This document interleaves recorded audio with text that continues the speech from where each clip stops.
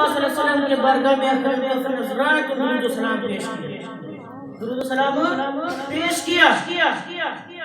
جب اس نے پیش کیا اور دعا مانگنے لگا تو مدینے کے تاجدار حضرت محمد مصطفیٰ صلی اللہ علیہ وسلم نے فرمایا تو مانگ تو آج جو چیز بھی اللہ تعالیٰ سے مانگے گا اللہ تعالیٰ تمہیں عطا کرے گا۔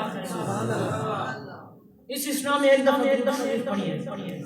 الصلاۃ والسلام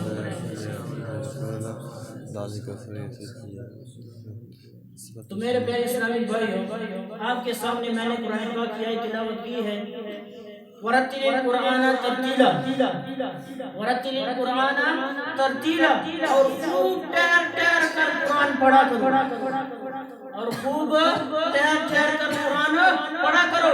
میرے پیارے اسلامی بھائیو، قرآن پاک کی تلاوت کرنے کی بڑی فضیلت ہے، قرآن پاک کی تلاوت کرنے کی بڑی فضیلت ہے۔